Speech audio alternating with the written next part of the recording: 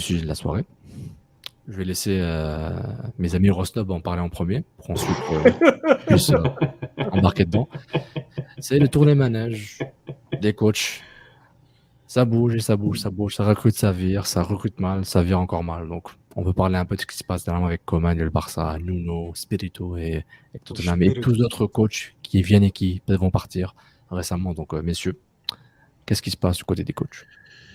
Bah écoute, je te dirais que là, le fusible a sauté pour certains coachs, mais je pense que là, on est quand même dans un retour de Covid.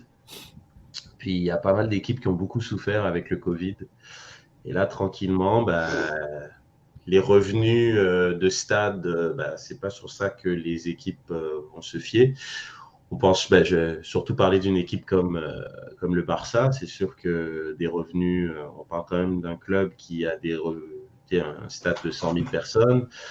Quand tu as le Covid, ben, c'est 100 000 personnes fois je ne sais pas combien qui vont pas au stade. C'est tout ce qu'il y a autour du stade. Et puis, ils ont des très, très gros salaires.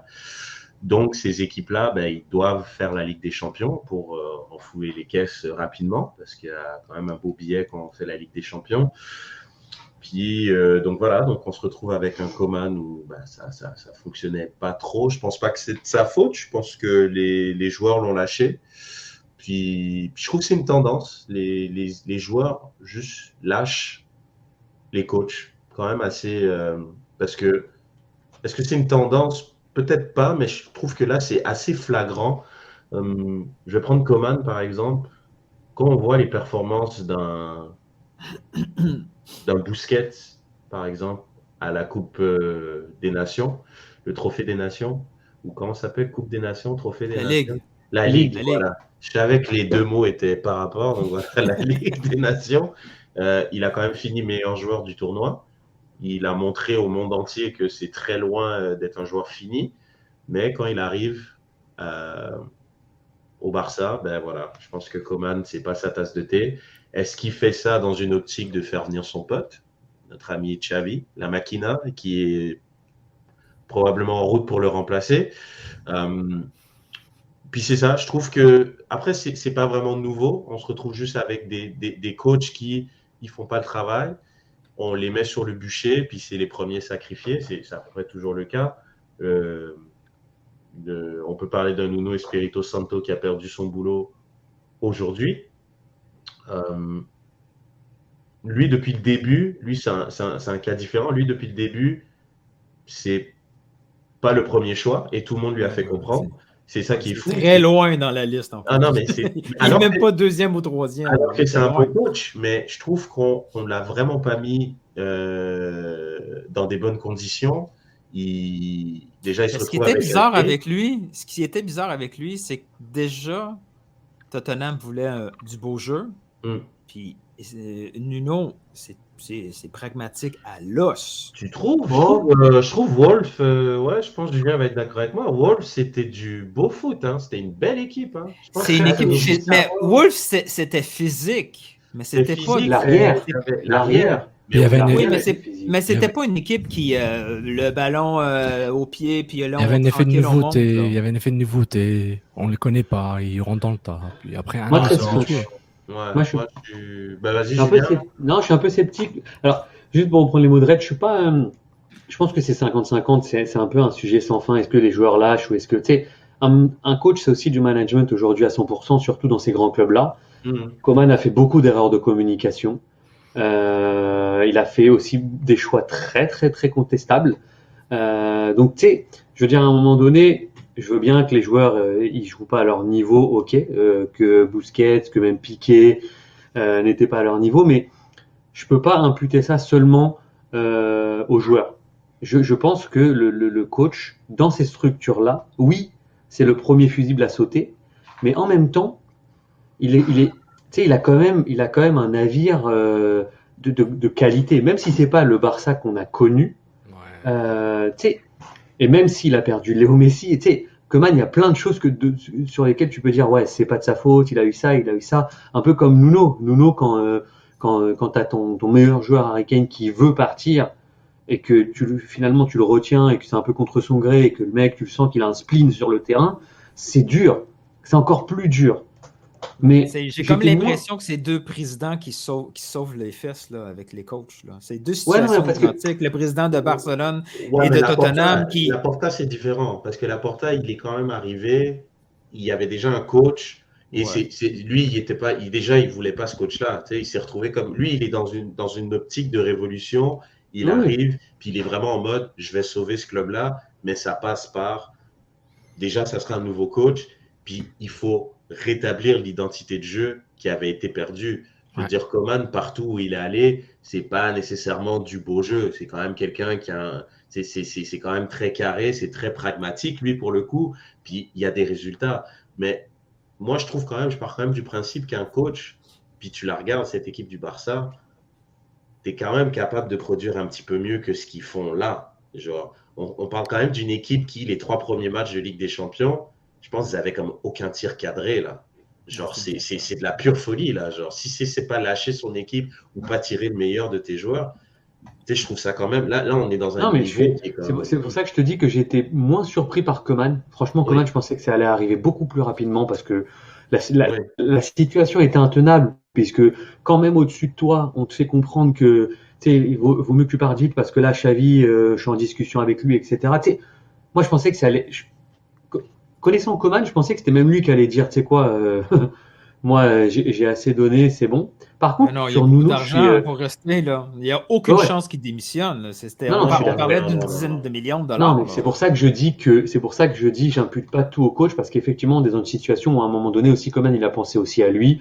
Puis la situation s'est détériorée. Et puis lui, de toute façon, il s'en foutait. Il venait faire sa séance d'entraînement et puis il savait qu'il allait prendre son chèque. Par contre, sur Nuno, je suis un petit peu plus perplexe parce que d'une part, je connaissais pas le président de Tottenham, là, Lévy, comme. C'est un grand malade mental. Lui. Et en fait, il est complètement. Depuis le départ de Pochettino, il a complètement viré de bord. Tu sais, avant, j'avais jamais entendu parler de lui avant ces 2-3 dernières années.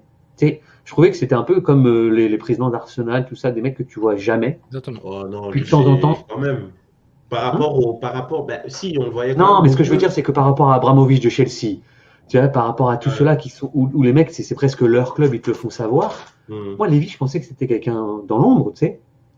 Il laissait, et puis là, il a même pas laissé le temps à Nuno Espirito Santo de pouvoir mettre en place ses principes de jeu qui, excuse-moi, Neil, t'en es peut-être pas d'accord là-dessus, mais qui chez les Wolves avaient fait leur chemin. Et ils étaient connus, les Wolves, pour être une équipe très spectaculaire, avec un jeu de passe très court, avec des joueurs en plus offensifs bien en dessous de la moyenne en termes de taille. C'est l'un des seuls coachs à faire jouer parfois des Podence, des Jiménez, tout cela en même temps sur le terrain. Donc j'ai juste été un tout petit peu surpris, par exemple, que lui reste, que lui parte et que notre ami Ole Gunnar soit encore sur le terrain. Tu vois. Ça m'a un peu. Je suis un peu choqué de voir toujours Ole sur le banc de Manchester. Là, oui. Oui, mais regarde. Coman, il est là, il a aussi une canne sur Barça.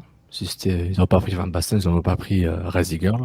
C'est un ancien du Barça, donc c'est un 2 pour 1. Et c'était la présidence d'avant, donc à la limite, Laporta, il peut s'en laver. Ouais, lui, c'était une situation insoutenable, c'est mort. Mais ça change pas que le contexte est très similaire que Tottenham. C'est des clubs qui sont en perdition. Le Barça beaucoup plus financièrement. Et Tottenham, Lévy s'est pris plus grand qu'il était. Lui, il se dit, Kane, c'est Bale version 2.0.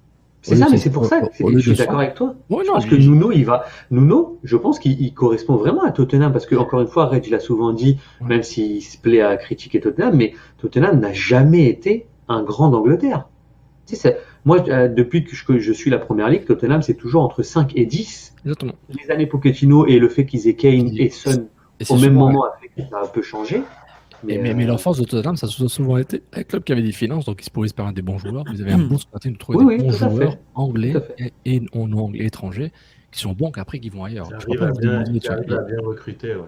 Voilà, c'est vrai, ils ont eu Modric à un moment donné dans leur. Oui, mais justement, Modric, c'est l'exception. Il y a plein d'autres. Carrick, très bon. Il y a plein d'autres joueurs. Saul Campbell, même si. Je pense pas qu'il était formé à Tottenham, Saul Campbell, mais il a fait Non, mais c'est un bon club de première ligue, ça que je veux dire. Oui, c'est un très bon club de première ligue. Les autres, c'est les élites. Tottenham, c'est meilleur que Crystal Palace, c'est meilleur que Sheffield Wednesday, Oui. c'est meilleur que Watford. C'est un très bon club de Premier League. Les autres, c'est des élites, incluant Arsenal. Et puis, donc, c'est pourquoi par rapport à ça. Mais lui, il se plante totalement Daniel Levy. Parce que déjà, il se croit bon au foot. Je trouve que clairement, il prouve que le foot, c'est pas vraiment son point fort. Son point fort, c'est la vente et la revente et la gestion du patrimoine. Et c'est la gestion de Harry Kane qui a fait que tout était déjà fini pour nous. Nous n'a rien demandé. Nuno, il redemandait, on le vend tout de suite ou on le vend pas, parce que là, tu tues l'esprit de mon équipe. Ils sont brisés, les gars. Ils sont brisés. Leur leader vient pas, ils savent qu'il va peut-être partir. Mais eux, ils veulent savoir qu'est-ce qui va arriver, ça dure trop longtemps. Il fait un bon euro, Harry Kane. Donc, Dan Levy / Babin, il est content, mais il vend pas, bah tant pis pour lui. Et en faisant ces décisions-là, il impacte son propre club et le futur. Parce que Pochettino, ce qu'il fait au club, je sais pas, ça c'est un gros coup de Levy, chapeau, d'avoir ramené Pochettino. C'est Pochettino, c'était tous les joueurs avec qui il travaillait, il s'améliorait. Même les bonbons. Reste, je ne cringe pas. Par exemple, Nabil Bentaleb, il est à Tottenham, il l'améliore Pochettino. Je crois qu'il ne devient pas assez bon, après il va ailleurs. Il est sans club. Exactement. Oui, mais à Tottenham, il est passé d'un joueur moyen à un joueur bon, parce qu'il s'améliore. Je pense à l'exemple exprès pour dire qu'il améliore tout. Mais il n'a pas de club là en ce moment, donc sa progression, je ne sais pas où elle est allée en fait. Red, ça fait 10 ans. Non, je te taquine. Ça fait 10 ans. Ça fait 10 ans. Mais c'est pour prendre l'impact pourrait. Le CF pourrait se positionner sur la deuxième fois. Nuno est dans la même veine que Pochettino. C'est quelqu'un qui fait énormément progresser ses joueurs. C'est pour ça que je trouvais le fit. Moi, je savais pas que c'était le troisième ou quatrième choix. Parce que pour moi, je pense qu'ils étaient. Parce que déjà, faut comprendre un truc. C'est que Tottenham sont quand même. Faut regarder les joueurs qu'ils ont. Kane à 28 ans. Son à 29 ans.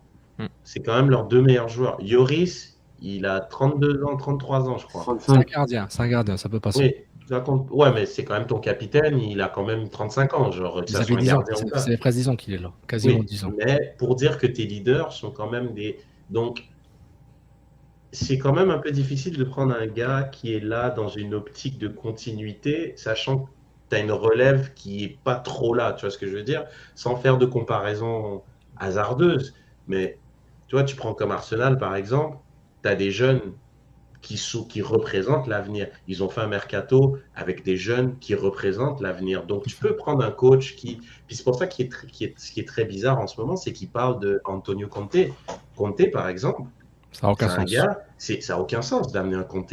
Conte, c'est un coach qui vient dans une équipe pour gagner tout de suite. Donc, Conte, limite, il ferait plus de sens à Man U, parce que Man U est une équipe qui est bâtie pour gagner tout de suite, parce qu'ils ont des joueurs affirmés, qui ont du talent, donc pour gagner tout de suite. Tottenham, c'est un mélange de gars qui sont très forts, avec des gars comme un peu qui n'ont pas trop le niveau, beaucoup de genre no-name un peu, mais après, c'est pas le bon fit, tu vois. Fait que là, ils se retrouvent quand même dans une config où ça va être quand même très très compliqué, genre de comme trouver un gars qui fait du sens pour le remplacer. Parce que Nuno, dans l'histoire de Tottenham, c'est beaucoup plus le profil du gars qui reste très peu comme Juan de Ramos, qui n'était pas un mauvais coach à ce moment-là, 2007-2008, je pense. Bah, il vient de Séville, qui gagne l'Europa League, je crois. Exactement. Et Nuno, Wolves, ils sont chauds, la filière portugaise. On va prendre le Villas-Boas, savoir qu'il devient Villas-Boas. Et Villas-Boas s'est échoué totalement aussi à Tottenham après. Et puis, et je pense que celui qui brouille les cartes pour Tottenham, puis je laisse Nilton aller, je pense que c'est Mourinho qui est venu brouiller les cartes à Tottenham. Je pense que ça a brouillé les cartes, la vision du club. Bah oui, il tue tous les clubs. Donc, Oui, mais je pense que le club s'est auto-tué. Il tue tous les clubs. Non, moi je pense qu'il s'est auto-tué. C'est comme les personnes à obliger. Regarde la Roma. Mais c'est un Mourinho changé qui est arrivé quand même à Tottenham. Il avait un peu changé. Changé. Ça m'intéresse de voir Nilton. C'est pour dire qu'il y a des brisures avec ce club-là récemment qui sont peut-être difficiles à colmater. Ça fait que, à un moment, c'est quoi si on dit parce qu'avec Mourinho, ils ont quand même fait du recrutement. Ils ont emmené le néerlandais Bergen. Non, il est néerlandais. Bergwijn. Ils ont fait du recrutement quand même. Ils ont ramené le latéral gauche de. Il y a Højbjerg aussi qui l'a ramené. Il y a Reguilón, Højbjerg. Exactement. Donc il y avait un recrutement intéressant. Mais c'est juste que je trouve qu'il y a une sorte de brisure dans la lignée des coachs. Au fait, pour conclure, Nilton, Pochettino, c'est l'exception du succès de Tottenham. C'est tout.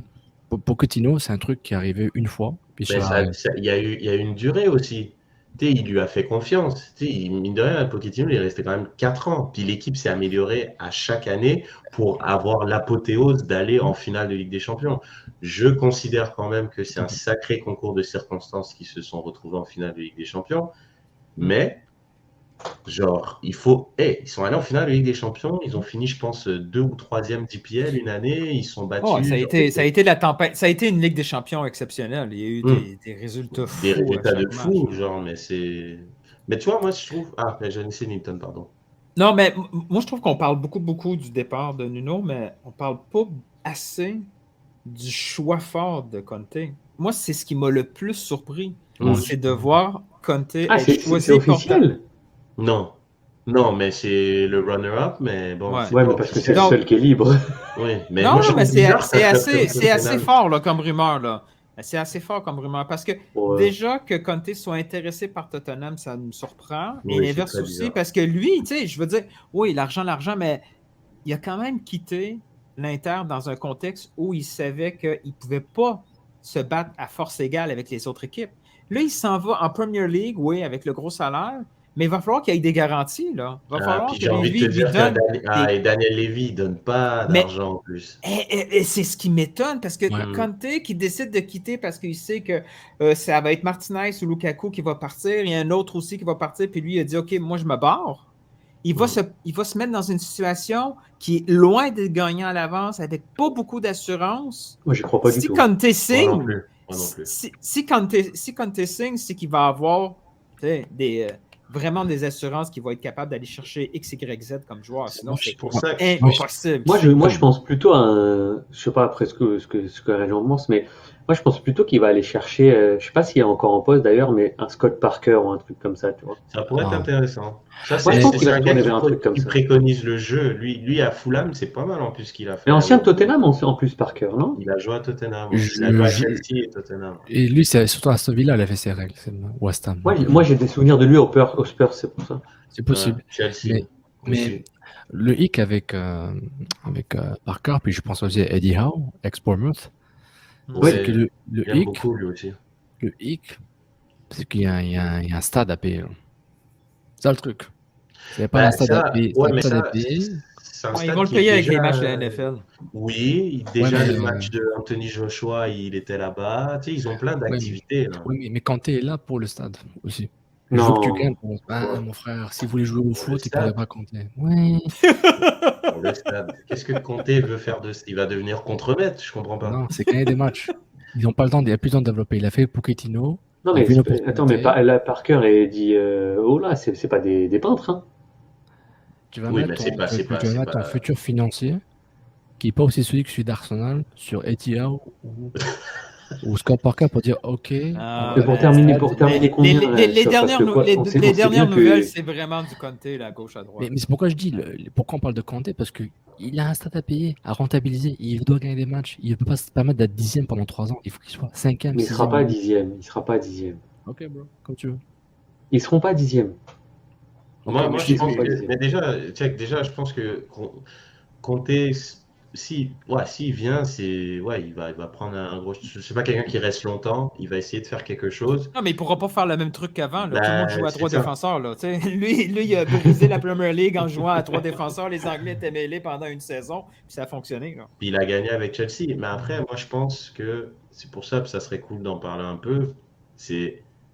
Moi, je pense que s'il y a un poste à prendre pour Antonio Conte, c'est le poste de Manchester United. Non, mais sauf que s'il est encore là, Olé, il partira jamais. Olé at the wheel, honnêtement, sérieusement, là, ils ont battu Tottenham parce que tout le monde leur passe dessus, mais les autres matchs vont être un petit peu plus compliqués. Hein.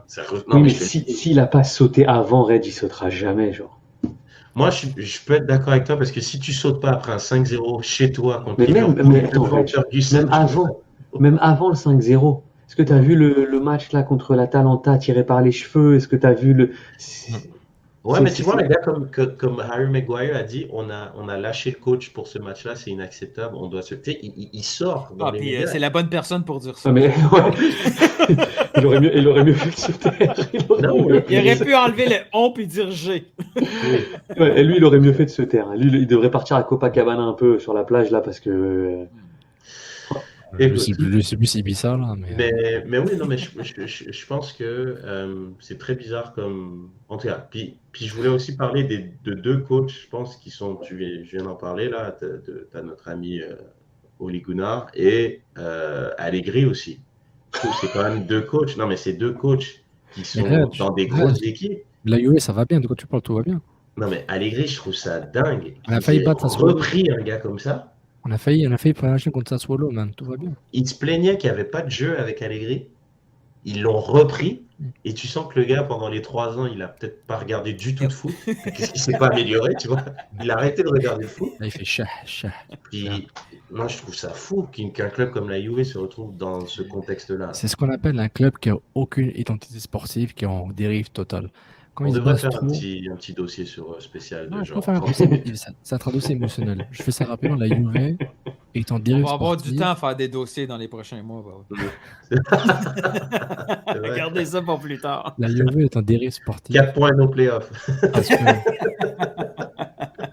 que remarquez, Arsenal, nouveau stade, dérive sportive. Lyon, nouveau stade, dérive sportive, là il récupère.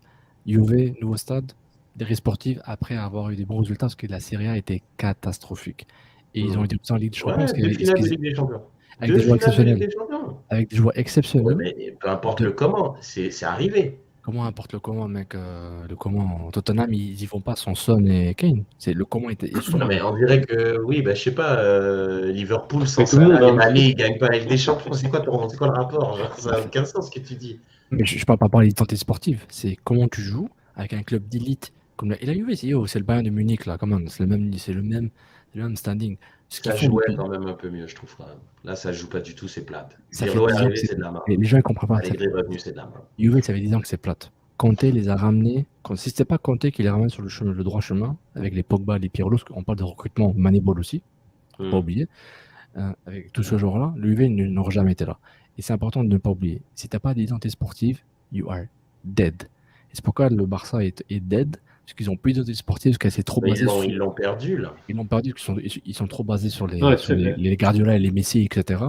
Et en plus, ils sont totalement dissociés du football espagnol, parce que quand je vois l'Espagne jouer, et je vois le Barça jouer, mais mec, vous devrez jouer comme eux. Ils ont copié il y a 15 ans. Pourquoi vous ne faites pas la même chose? Parce qu'ils pensent trop à l'argent. Ils pensent plus à l'identité sportive. Et quand tu as Messi qui est là, t'es trop dépendant. Le seul club qui a une identité fixe, c'est le Bayern. Ils en prennent 5 défaites historiques, boum. Le week-end d'après, ils en mettent 5. Bam. Il n'y a même pas à chercher. C'est pour ça que Robert sera Ballon d'Or, guys. That's it. J'espère. Voilà. J'espère aussi. Non, ça serait bien. Mais tu sais, pour la correction des coachs, moi, le Barça, c'est le club qui. J'ai zéro pitié pour ce club-là. Genre, tu fais n'importe quoi. Vous avez des bons joueurs, il fallait vous débrouiller. C'est Tottenham, bien fait pour ta gueule. Ça, je suis d'accord. Mais j'aurais aimé que Nuno il reste plus longtemps pour qu'il continue son bon travail, qu'on puisse qu'il descende plus bas. Nuno, il va finir à Atlanta United. Oui, et pour la correction des coachs, là, quand tout le monde voulait virer Arteta, un truc qui m'emmerdait. Moi, aujourd'hui, virez-le pas. Ok, c'est légitime, les 2 points. Moi, ce qui m'emmerdait, je reviens à mon concept de média mensonge. Vous vous rappelez quand il disait Arsenal a dépensé plus que tout le monde?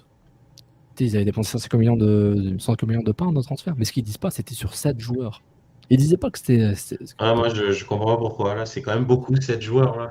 Oui, parce que Chelsea, ils ont dépensé quoi? 90 millions sur Lukaku, mais on dit rien. 112. Arsenal a dépensé ça sur 5 ou 6 joueurs qui sont à la plupart tous titulaires. En même temps, Lukaku, il vaut peut-être les 7 que. Non. Ouais, mais parce que Chelsea, ils avaient juste besoin d'un 9. Nous, on avait besoin de toute une équipe, nous. Mais non, mais c'est aussi le contexte qui fait que Chelsea n'avait pas besoin des 7 joueurs. S'ils en avaient besoin, ils les auraient mis aussi, tu vois. C'est pas juste pour nous, c'est pour les gens qui les écoutent aussi. Le média mensonge. On va dire, ils ont dépensé beaucoup, plus que tout le monde, mais ils sont 12e. Ils ont dépensé sur des postes clés, ça prend du temps. Donc, faut pas attendre encore ce qu'on vous dit. Les chiffres, on peut les faire parler comme on veut. Mais ça m'énerve. Je dis, mec, ils ont acheté 7 joueurs. Soyez sérieux. Moi, je suis content qu'on finisse l'émission sur ces belles paroles d'Arsenal. Je trouve ça quand même relativement. Ça convient.